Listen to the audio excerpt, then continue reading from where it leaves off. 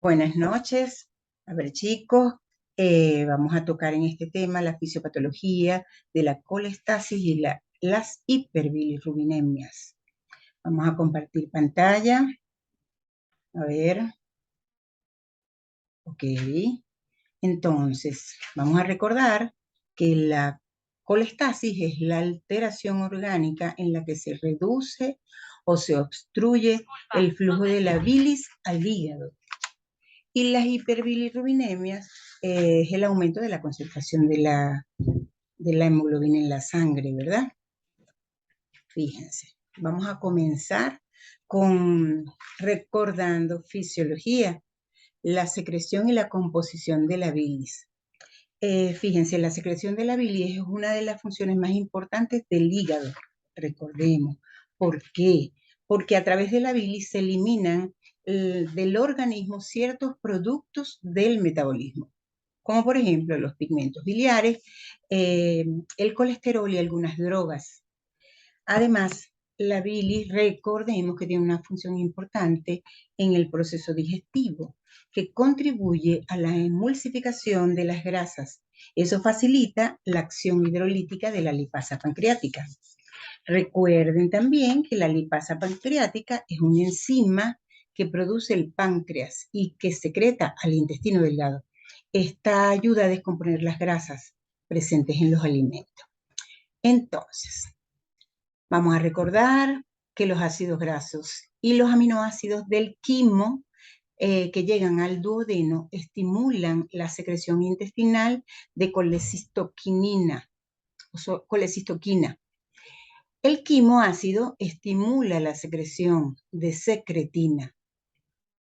La secretina, ya vamos a hablar de ello, ella transportada por la sangre estimula la secreción ductal alcalina del hígado. Y la colecistoquina sanguínea va a producir contracción de la vesícula biliar y relajación del esfínter de Oddi para secretar, ¿verdad? Para que salga la bilis. Entonces, la bilis se almacena, se concentra hasta aproximadamente 15 veces en la vesícula. La estimulación vagal también produce contracciones débiles de la vesícula biliar. Los ácidos, ya hablamos de la secretina, que es transportada por la sangre y estimula la secreción ductal alcalina del hígado. Y los ácidos biliares de la sangre estimulan la secreción parenquimatosa. Esto es una circulación enterohepática. Ok, muchachos, seguimos. Eh, Entre la composición de la bilis, ¿qué es lo que la compone? Tiene compuestos orgánicos, aquí los tenemos, que son los lípidos biliares, colesterol y fosfolípidos, la fosfatidilcolina, la fosfatidilserina y la lecitina, que es la más abundante. Aquí no lo tenemos, que es entre los fosfolípidos. Tenemos los ácidos biliares, el cólico y el quenodesoxicólico. Tenemos a los pigmentos biliares, que es la bilirruina. Y entre los compuestos inorgánicos tenemos el glutatión, la inmunoglobulina A, la gamma-glutamil transpeptidasa, la fosfatasa alcalina, la 5-nucleotidasa. Importante este compuesto inorgánico, esta enzima es producida por el hígado y es de la familia de las hidrolasas y es un marcador importante para la colestasis y para las metástasis hepáticas. Entonces, vamos a seguir. Todo esto recordando fisiología. Tenemos que los ácidos biliares, eh, vamos a ver cómo se estructuran, ¿verdad? La estructura química y lugar de síntesis de los principales ácidos biliares en el hombre. Entonces tenemos que las enzimas hidrolasas y hidrolasas y deshidrolasas, perdón, catalizan las reacciones que van a transformar el colesterol en ácidos biliares. Entonces, tenemos que hay primarios, hay secundarios y hay terciarios. La diferenciación de ellos va a estar dada por el número y posición de los grupos hidroxilo y su estado, si es libre o conjugado.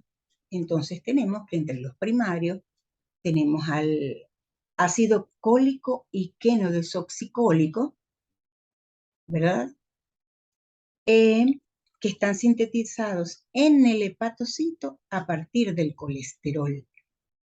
Tenemos los secundarios, el ácido desoxicólico y el ácido litocólico, que se forma en el intestino y a partir de los primarios. Y eso va a ocurrir por acción de la flora bacteriana intestinal.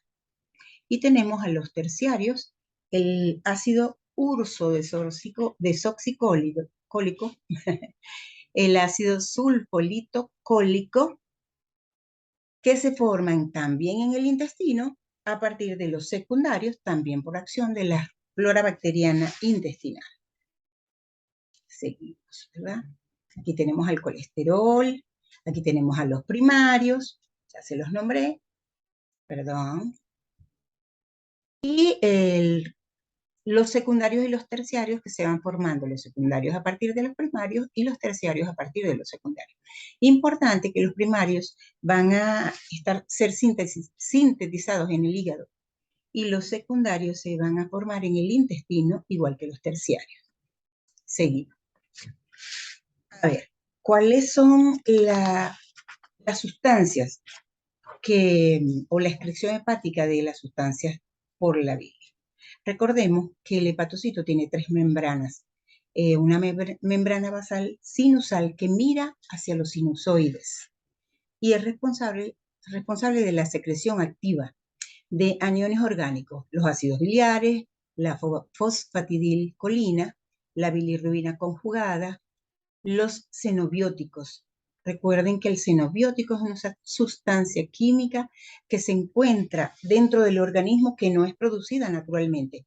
Generalmente son fármacos carcinógenos y algunas sustancias provenientes de los insecticidas.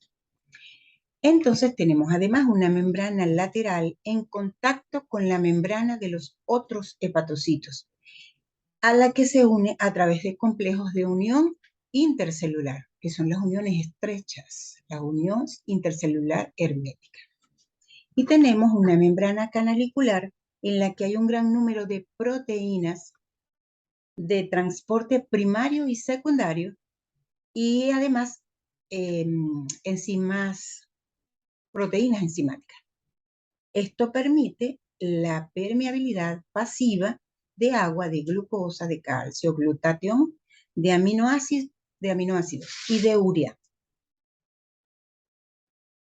Algo importante, fíjense, con respecto a los ácidos biliares o la estructura de ellos, que hablamos de que son primarios, secundarios y terciarios, la velocidad de retorno de estos ácidos biliares al hígado va a ser el principal regulador de la síntesis y de la secreción de los ácidos biliares. Recuerden eso. Tenemos el transporte hepatocelular de la bilirrubina.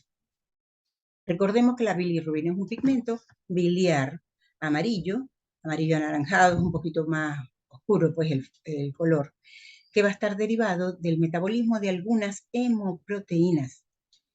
Va a ser el producto final, aproximadamente un 80%, un 70-80% de la degradación de los eritrocitos senescentes, o sea, de su destrucción diaria. Y aproximadamente un 20% va a venir dado por la destrucción prematura de eritrocitos neoformados en la médula ósea y en la circulación. O sea que va a venir de la eritropoyesis inefectiva, que ustedes recordarán de la unidad de hemático. En una menor proporción, esta bilirrubina va a estar dada por la degradación de algunas hemoproteínas en el hígado, como las catalasas y la citocromoxidasa, para que lo recuerden. Entonces, ¿qué es lo más importante? Que la bilirrubina no conjugada va a circular por el plasma unida a la albúmina, siempre. La presencia de bilirrubina no conjugada libre va a ser anormal en todos los casos, ¿verdad? Va a representar alguna patología.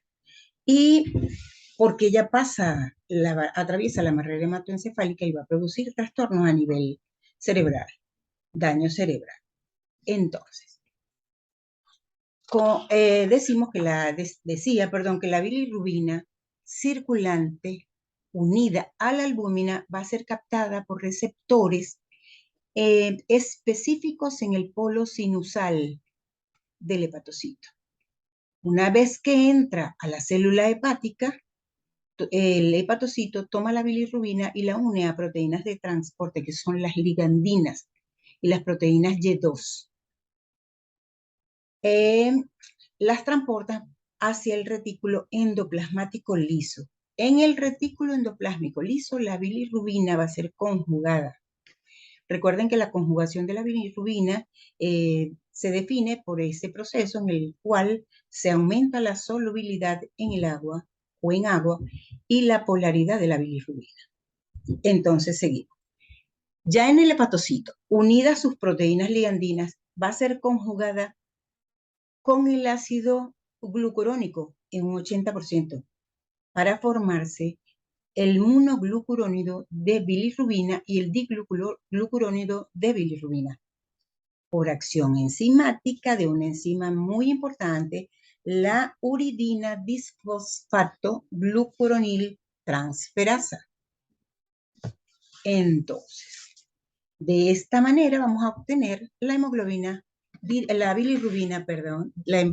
bilirrubina directa o conjugada, que se caracteriza por ser soluble al agua y no difundir a través de las membranas celulares. En muy baja proporción se va a formar sulfato de bilirrubina. Y recordemos que bajo circunstancias, condiciones fisiológicas, normalidad, toda la bilirrubina íntegra secretada por la bilis se encuentra conjugada. Este proceso tiene que ser, ocurre normal y fisiológicamente. Aquí debajo, chicos, de la lámina tienen las siglas con su nombre, ¿verdad? De los elementos que intervienen en ese transporte. Por si les queda alguna duda, ¿verdad?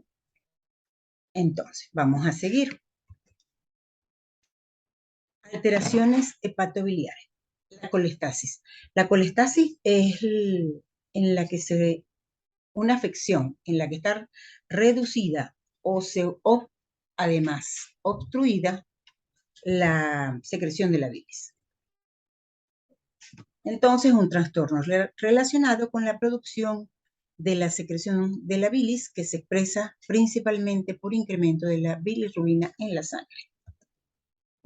Entonces,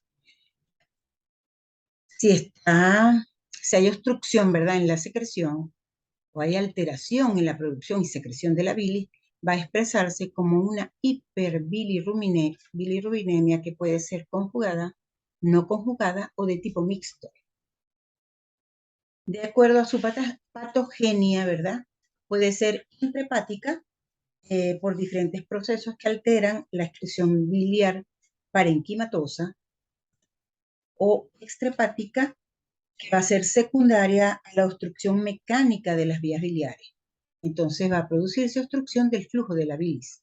Generalmente va a ser producido por cálculos, cáncer de vías biliares, entre otras cosas. Seguimos. Hablamos de los mecanismos etiológicos de las colestasis intrahepáticas. Fíjese, el mecanismo puede ser que haya una lesión del aparato secretor biliar, como en la hepatitis aguda, por ejemplo, que está caracterizado por inflamación aguda con necrosis del parénquima hepático. También podemos conseguir lesión del aparato secretor biliar en la hepatitis alcohólica aguda. Esto lo estudiaron también con el doctor Guido, que les dio el tema de hepatopatías. Pero está caracterizada por insuficiencia hepática aguda, que puede llegar a crónica o a cronificarse, y donde va a haber una reacción inflamatoria sistémica y fallo multiorgánico. Puede ocurrir. Tenemos también que las colestasis intrahepáticas pueden darse por alteraciones sinusoidales, como ocurre en las fibrosis cirrótica, cuando hay disminución del flujo hepático, cuando hay alteraciones también de la membrana del hepatocito por inhibición de las bombas, por ejemplo, de la sodio-potasio ATPasa, ¿verdad? Recuerden que hay un intercambio celular en la membrana entre el sodio intracelular y el potasio extracelular. Entonces, puede haber inhibición de las bombas, cambios en la composición de los fosfolípidos, disminución de la síntesis de los fosfolípidos. Recuerden que los fosfolípidos son estructuras imprescindibles para mantener disuelto el colesterol para ser eliminado por las vías biliares. También hay colestasis intrahepáticas por alteraciones del hepatocito per se, ¿verdad? Alteración del citoesqueleto y de las ligandinas, disminución del glutatión, hipoactividad del retículo endotelial. Y también hay unas alteraciones ductales donde tenemos a la cirrosis biliar primaria y la colangitis esclerosante. De las colestasis intrahepáticas, estas dos son las más importantes por su patogenia, ¿verdad? Por lo que conlleva. La cirrosis biliar primaria es una enfermedad crónica progresiva del hígado. Va a estar causada por una paulatina destrucción de los conductos biliares intrahepáticos. Es de causa desconocida y está, aunque podría estar incluida dentro de los trastornos autoinmunes. Y la colangitis esclerosante primaria es una enfermedad inflamatoria progresiva de los conductos biliares. Esto va a causar obliteración de las vías biliares intra y extrahepáticas. Esto va a conducir a una colestasis crónica. Se asocia aproximadamente un 90% con las colitis ulcerosas. Vamos a seguir. Entonces, las colestasis extrahepáticas. En este caso tenemos a la litiasis vesicular, ¿verdad? Que es cuando se producen cálculos en la vesícula, ya vamos a hablar de ello, cuando hay carcinoma de la cabeza del páncreas que produce obstrucción, cuando hay carcinoma de las vías biliares que también produce obstrucción. De estas colestasis extrahepáticas, todas tienen el mismo mecanismo y no va a depender de la presentación y de la forma.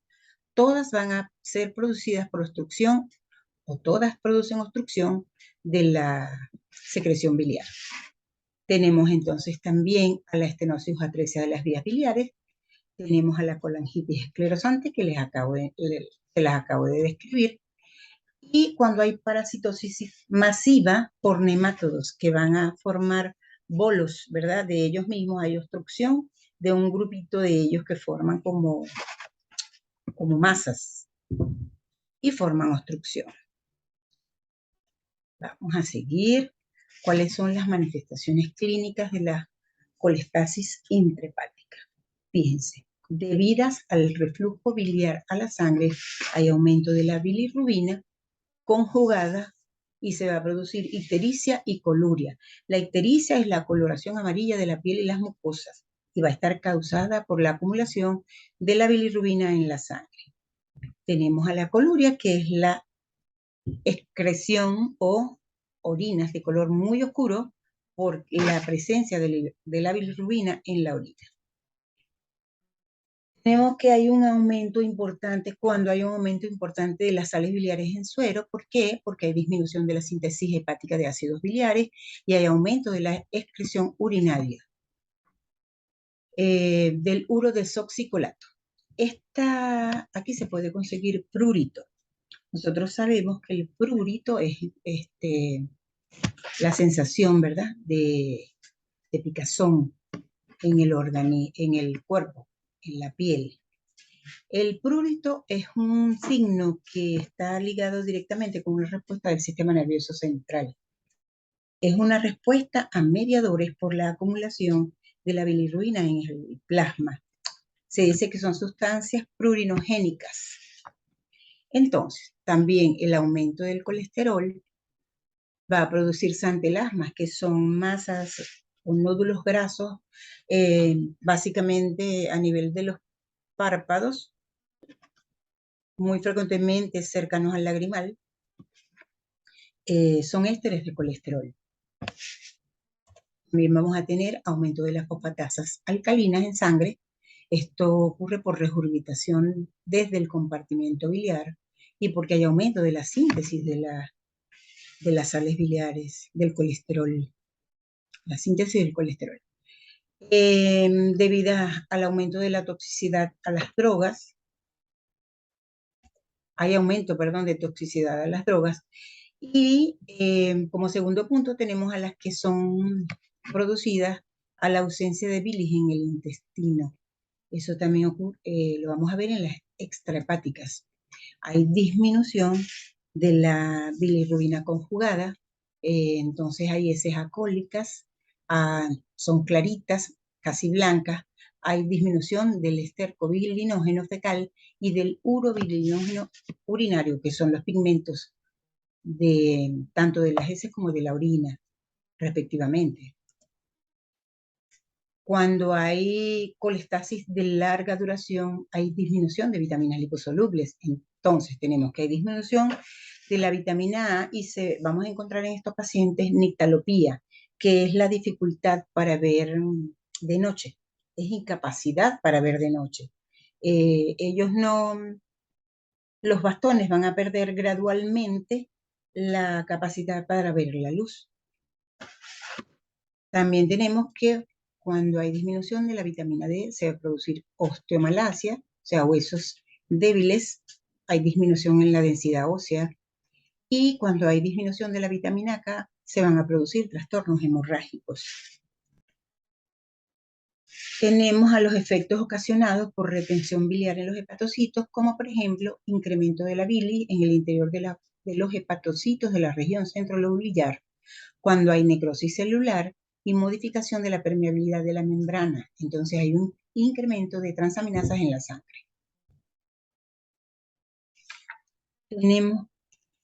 Ahora vamos a hablar de los trastornos de la eliminación hepática débil en la eliminación hepática de la bilirrubina. Como primer punto, las hiperbilirruminemias no conjugadas. Tenemos disminución de la captura de bilirrubina, que es el síndrome de Gilbert. Disminuye la captura de la bilirrubina porque hay alteraciones en el mecanismo de captación de la bilirrubina. Entonces, hay aumento moderado de la bilirrubina no conjugada, es una afección o es una afección genética hereditaria con carácter autosómico recesivo. Es un defecto familiar benigno. Fíjense, se caracteriza generalmente porque él no presenta casi síntomas. A veces puede presentar ictericia leve, que generalmente es intermitente y que puede aparecer cuando hay estrés, cuando hay ayuno, cuando hay infecciones, cuando durante el embarazo y durante la menstruación también puede aparecer una ictericia leve. Aproximadamente afecta entre un 2 y un 5% de la población. Este tipo de hiperbilirrubinemia no cursa con hemólisis y la punción y la biopsia hepática son normales. La ictericia neonatal por inmadurez, o sea, hay una falta de maduración hepática, aparece poco después del nacimiento, generalmente en la mayoría de los casos no requiere tratamiento. En otros casos, casos moderados o graves, pues puede necesitar fototerapia. Vamos a seguir. Entonces vamos a hablar ahora de un trastorno muy importante, el síndrome de Crigler-Najjar. Está ocasionado por la deficiencia o la ausencia de la glucuroniltransferasa, que es la enzima responsable de la conjugación de la bilirrubina, lo recuerdan, ¿verdad?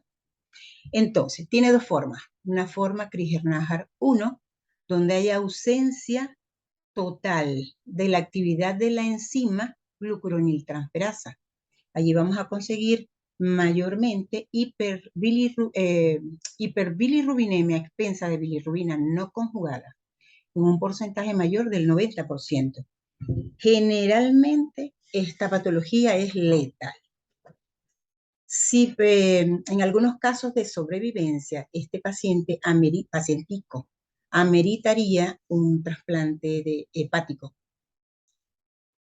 que mientras espera el trasplante podría manejarse con fototerapia o plasmaféresis. Pero bueno, no es tan efectivo, ¿no? En este tipo de hiperbilirrubinemia no captamos bilirrubina conjugada ni en la bilis ni en la sangre. Aquí tenemos, ¿ves? Hay alteración, hay ausencia de la actividad de esta enzima. En el Krigер-Najar 2, entonces aquí va a haber una disminución, hay una deficiencia parcial de la enzima glucuroniltransferasa. Entonces, puede haber un porcentaje de elementos o de compuestos monoconjugados. Es un poco más benigna que el Krigер-Najar 2, aunque estos pacientes deben recibir tratamiento, generalmente tratamiento médico con fenobarbital y fototerapia. ¿Para qué? Para mantener muy bajitas las concentraciones plasmáticas de bilirrubina no conjugada y evitar de esta manera el desarrollo de trastornos neurológicos. Tenemos las hiperbilirrubinemia mixtas, donde encontramos bilirrubina conjugada en un porcentaje mayor que la no conjugada.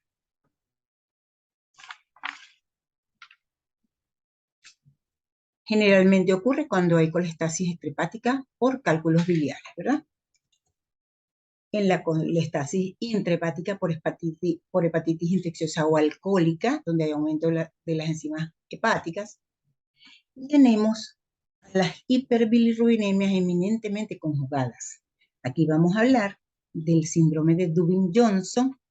Es un trastorno también heredado, familiar, de carácter autosómico recesivo, y ocurre cuando hay trastornos en la MRP2, que es un transportador encargado del transporte de la bilirrubina conjugada. Aquí lo tenemos. Hay alteraciones en este transporte,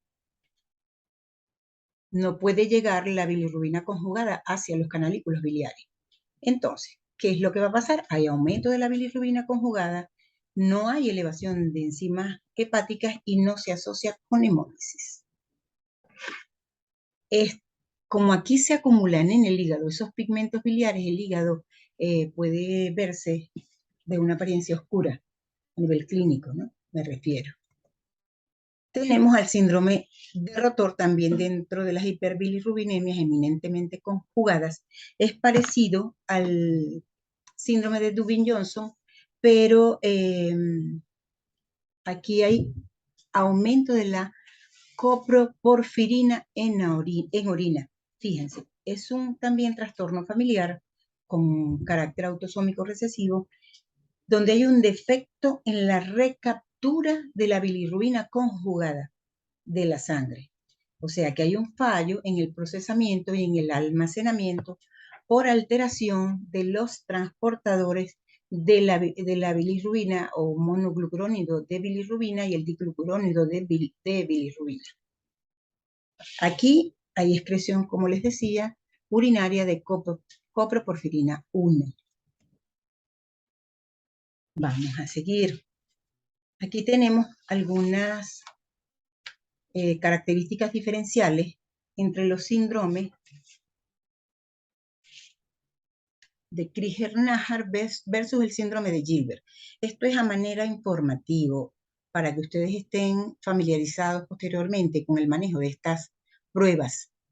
Fíjense, la bilirrubina sérica total por micromol por litro, generalmente en el síndrome de Kriger-Najar 1 vamos a conseguir entre 310 y 755 microgramos o micromol por litro.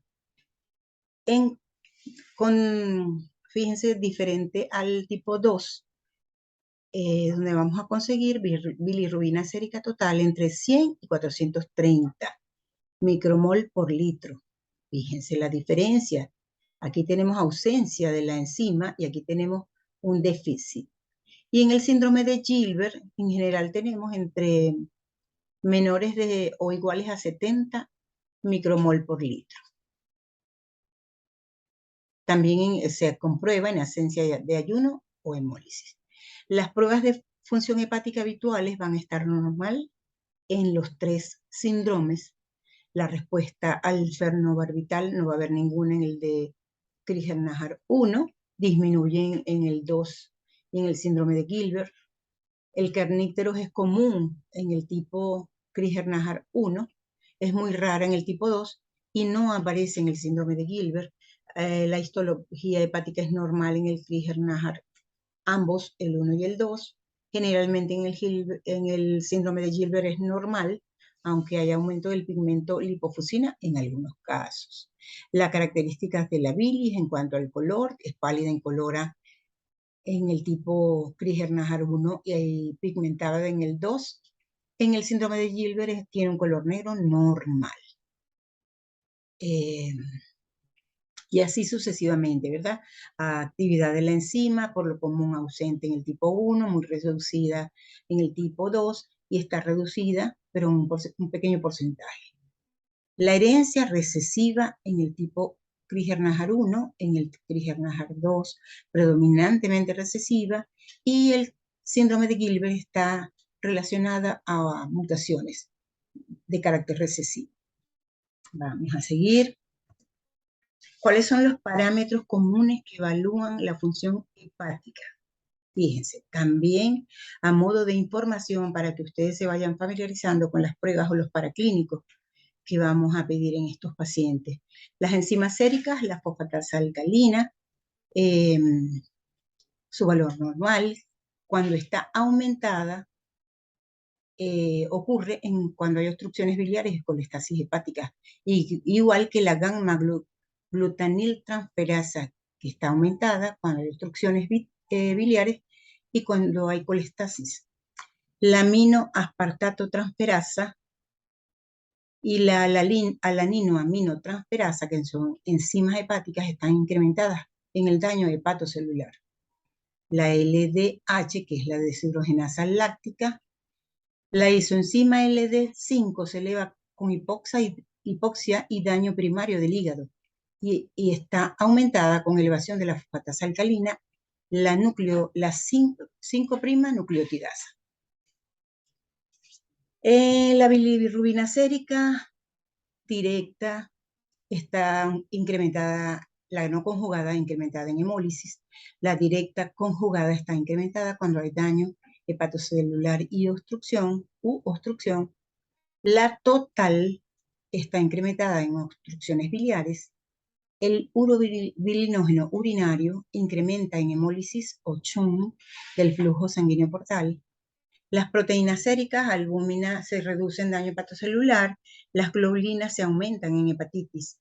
La relación entre ambas se invierte cuando hay hepatitis crónica o enfermedad hepática crónica. Transferrina decrece su valor con daño hepático cuando hay daño hepático o se incrementa cuando hay deficiencia de hierro. También lo recordarán de las unidades que les dio el doctor Guido. La alfa-fetoproteína, que eleva sus valores en el carcinoma hepatocelular primario, y los mecanismos de coagulación, el tiempo de protrombina, el tiempo parcial de tromboplastina, ellos van a estar incrementados con la hepatitis crónica, cirrosis, cuando hay terapia de heparina, déficit de vitamina E, entre otras, ¿verdad?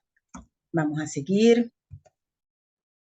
Tenemos entonces a la litiasis biliar. Vamos a recordar que la litiasis, que la vesícula y las vías biliares van a tener la función, o tienen ellas como función, la conducción, el almacenamiento y la liberación de la bilis al duodeno durante la digestión. Cuando hay una alteración, se va a producir cuando hay una alteración en los conductos, se va a producir limitación de esa secreción. Una de esas condiciones es la litiasis. La litiasis va a estar presente aproximadamente en el 12% de la población occidental. Se dice que predominantemente aparece en mujeres y que el riesgo aumenta con la edad. Fíjense que se habla de que en algunas poblaciones indígenas, la tribu Masái, un 0.5%, tiene una prevalencia, y más del 90% en la población Pima. ¿En qué consiste? En la formación de cálculos vesicales por la precipitación de colesterol, bilirrubina y sales de calcio.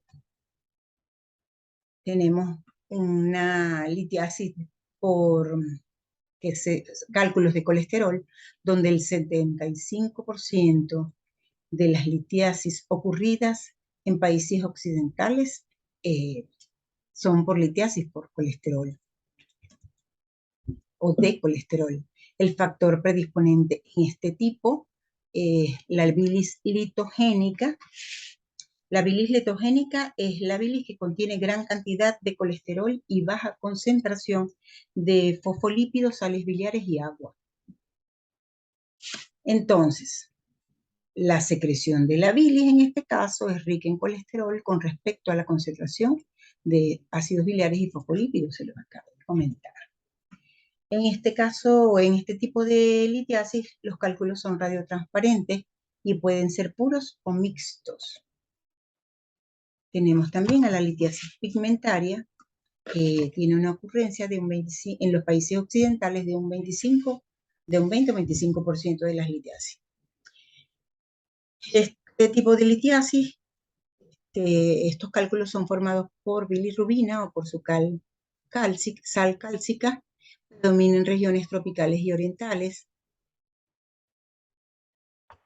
Tenemos que hay unas condiciones que van a determinar la secreción de la bilis litogénica. Primero, hipersecreción del colesterol. Cuando hay aumento de la síntesis de novo por aumento de la actividad de la enzima que controla la velocidad de las vías del mevalonato, que es la vía metabólica para la formación de colesterol. Entonces, cuando hay aumento de esa actividad, cuando va a aumentar la síntesis de nuevo del colesterol. Y por supuesto va a haber hipersecreción de colesterol. Cuando hay reducción de la conversión del colesterol en ácidos biliares, por defecto de la enzima colesterol 7-alfa hidroxilasa, cuando hay aumento del transporte de colesterol a la bilis, donde vamos a tener un incremento de la circulación enteropática de los ácidos biliares. Tenemos también que la hiposecreción de los ácidos biliares también va a determinar la secreción de bilis litogénica. Fíjense, cuando hay disminución en la biosíntesis por causas genéticas, por drogas hipolipemiantes muy utilizadas, o por hormonas sexuales femeninas, ya vamos a ver por qué. O cuando hay una pérdida excesiva de ácidos biliares por las heces. Vamos a recordar que los trastornos en la producción de la bilis son la base para la formación de los cálculos biliares de colesterol. Seguimos. ¿Cuáles son los factores que favorecen la litogénesis? Fíjense. Hay factores genéticos que están relacionados con los genes derivados de la MDR3, que es una proteína. Entonces, son mutaciones genéticas de la proteína MDR3 y se caracterizan por un defecto en la secreción de los ácidos biliares y otros componentes de la bilis. Fíjense, puede haber, cuando hay aumento en este tipo de genes, va a haber aumento del colesterol con ácidos biliares normales y lecitina normal. Cuando hay disminución de este tipo de genes, tenemos colesterol normal, pero ácidos biliares disminuidos, aun cuando la lecitina es normal. Cuando hay disminución de este tipo complejo genético, ¿verdad? Este tipo en particular, que es la proteína, va a haber colesterol normal, ácidos biliares normales, pero está disminuida la lecitina. Entonces, otro factor que favorece la litogénesis es el exceso de secreción de colesterol en la bilis o la deficiencia de ácidos biliares y o lecitina en la misma. Fíjense, normal, disminuida. Puede haber exceso o puede haber deficiencia, pero va a favorecer la litogénesis. Tenemos que también favorecen la litogénesis el exceso de factores pronucleadores, que son proteínas musígenas y no musígenas. O puede ocurrir que hay defectos de los antinucleantes, la apoproteína A1 y A2 y otras glucoproteínas. Esto va a producir sobresaturación porque estimulan la nucleación, las glicoproteínas del moco, las proteínas termolábiles, pero también va a haber unas que inhiben la nucleación, que son las apoproteínas y las vesículas de lecitina. Bien podrían estar estas, tener algún defecto y van a promover la saturación de los factores pronucleadores. Tenemos además que favorecen la nucleación y por ende la litogénesis, la hipomotilidad de la vesícula biliar y las alteraciones del vaciamiento vesicular.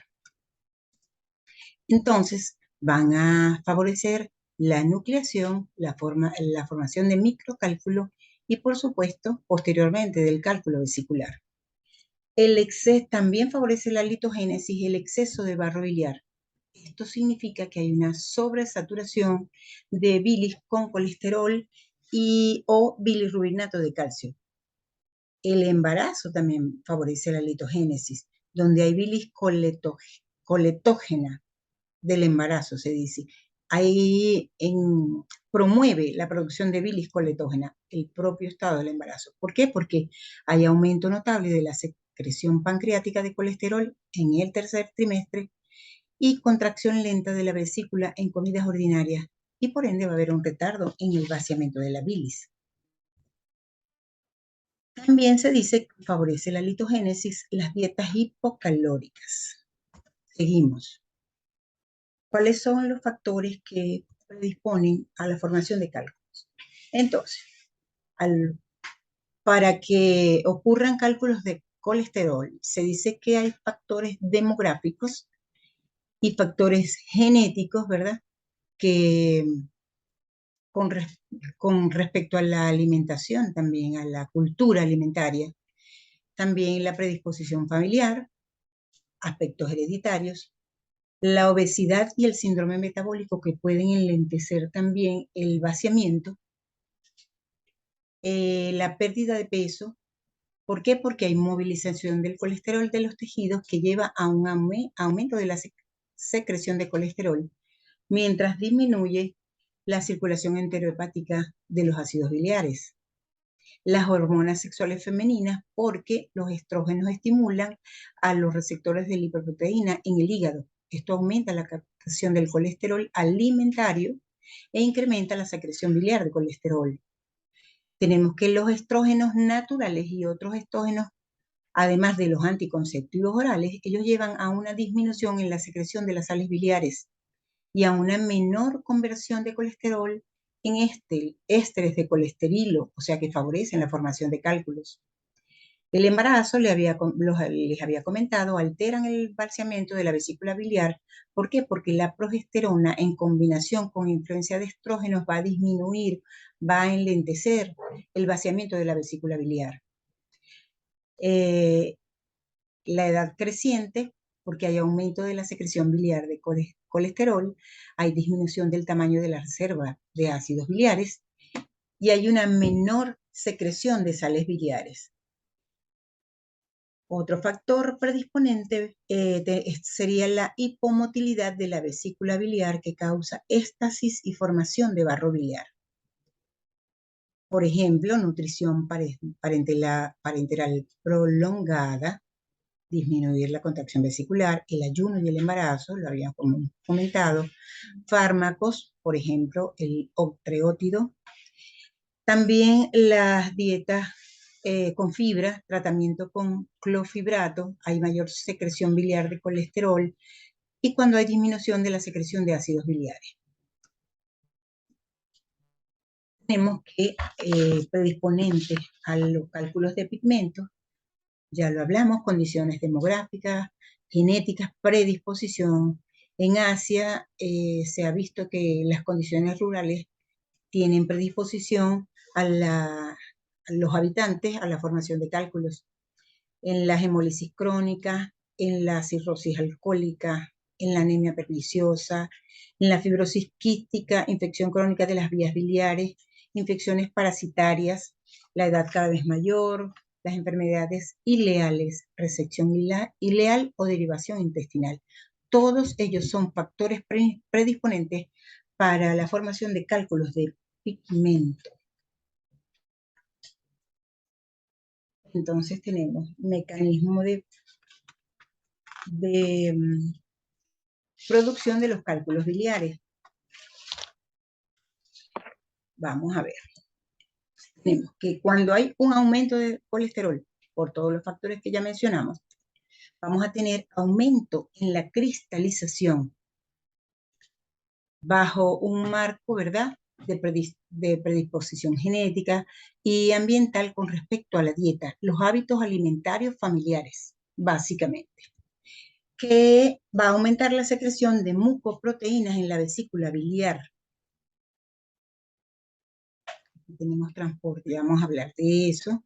Tenemos que ellos, tanto se aumenta la cristalización y el aumento de la secreción de mucoproteínas en la vesícula va a producir aceleración de la nucleación y formación de cálculos. Tenemos además que el aumento de la secreción del colesterol va a favorecer las infecciones a nivel de la vesícula biliar, que va también a tener un factor predisponente o va a acelerar la nucleación de este producto, favoreciendo la aparición o la formación de cálculos. Ya habíamos dicho, aumenta la secreción del colesterol, va a disminuir la motilidad de la vesícula biliar, aumenta los ciclos de colinesterasa, aumento de los ciclos de colinesterasa, que van a aumentar la secreción biliar de ácidos grasos secundarios, que a su vez aceleran la nucleación, produciendo o propiciando la formación de cálculos. Tenemos que además, este aumento de la secreción biliar de ácidos grasos va a aumentar a su vez la secreción del colesterol y esto es un círculo vicioso. Fíjense, entonces, cuando hay aumento de la secreción del colesterol, se satura la capacidad de transporte o de las micelas están saturadas para poder transportarlo, de manera que las vesículas cargadas de colesterol, donde tengo mi cursor, las vesículas cargadas de colesterol se fusionan y son tan inestables que el colesterol precipita formando microcristales que se depositan sobre un núcleo de mucoproteínas y ocurre la cristalización y crecimiento del cálculo por estos depósitos. Sucesivamente se van acumulando microcristales sobre el núcleo y se van a formar los cálculos de colesterol. Vamos a seguir. Complicaciones de la litiasis vesicular. Entonces, decimos que la litiasis, recordando, ¿verdad?, que la litiasis vesicular es la formación de cálculos en la vesícula biliar en forma asintomática generalmente. A veces ocurre que se pueden presentar como complicaciones. Entonces descubrimos que hay una litiasis en la vesícula biliar. Fíjense. Va a haber distensión del conducto hepático común, inflamación por causa de la obstrucción, cálculo impactado, ¿verdad? Esto va a producir inflamación. Fíjense aquí, un grupito de cálculos. Aquí tenemos un cálculo impactado en el conducto hepático. Va a haber obstrucción del flujo biliar. Esto va a propiciar el paso de sales biliares a la pared. Va a producir inflamación local, destrucción de la mucosa, obstrucción linfática y venosa, va a haber congestión, isquemia y necrosis, distensión vesicular por la misma obstrucción, además de la inflamación y la isquemia. Se va a producir aumento de la presión intraluminal con isquemia y necrosis, y se va a producir el síntoma, el dolor, la colecistitis. Se inflama la pared vesicular, la vesícula, y allí es cuando nosotros tenemos un paciente que viene con dolor abdominal, hipocondrio derecho, se irradia hacia la espalda, que puede estar acompañado de otros síntomas, náuseas, por ejemplo. Aquí tenemos un paciente que se está tomando con las manitos el lado derecho, hipocondrio derecho. Cuando ustedes tengan un paciente que venga en estas condiciones, refiriendo un dolor en hipocondrio derecho, uno de los primeros diagnósticos a descartar es la litiasis vesicular. Entonces, tenemos además que la impactación de un cálculo en el coledo a nivel de la ampolla de Batir va a producir la pancreatitis aguda. La primera causa de producción de esta patología, pancreatitis aguda, es la litiasis vesicular, o sea que hay un cálculo, se impacta en el colédoco a nivel de la ampolla y va a producir inflamación del páncreas. Esa patología la vemos en la siguiente clase. Entonces, chicos, terminamos. Como siempre les recuerdo, enfóquense en los mecanismos fisiopatológicos. Buenas noches.